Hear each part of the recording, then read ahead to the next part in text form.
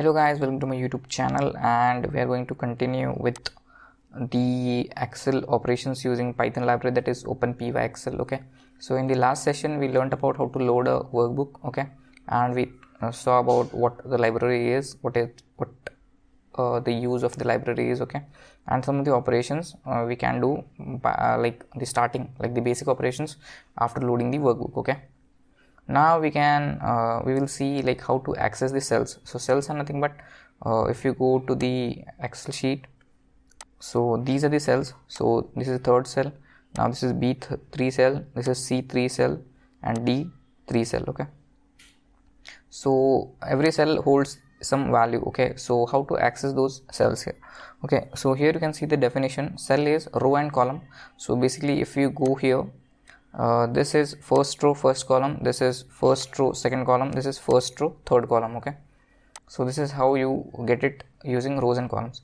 Now the cell method of worksheet object accepts two parameters, so row and column, and returns the corresponding cell object. Okay, the row and columns must be referenced as integers starting from 1. Okay, you cannot give floating point here because it cannot return anything, so you need to use a integer value. Okay, so first of all I will load the workbook from here itself, or I can take this here and I can place it here.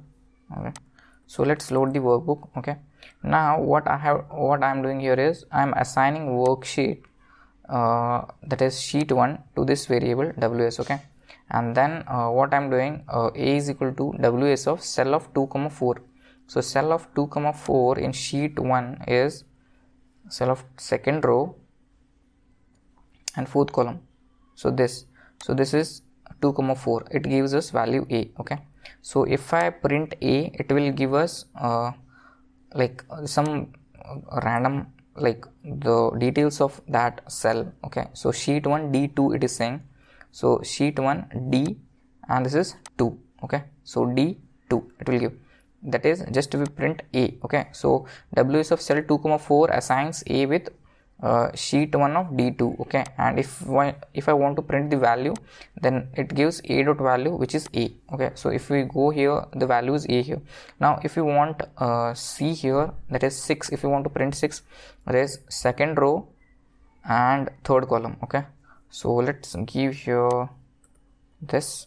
Now it will see we have 6th value, that is what we were expecting, and the cell is c2.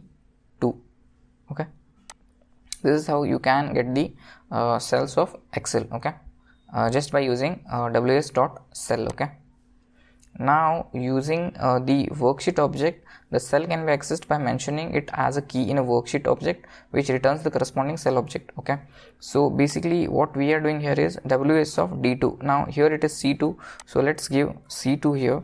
So we are directly assigning the cell here. Okay, like the sheet 1 cell we are assigning to ws now.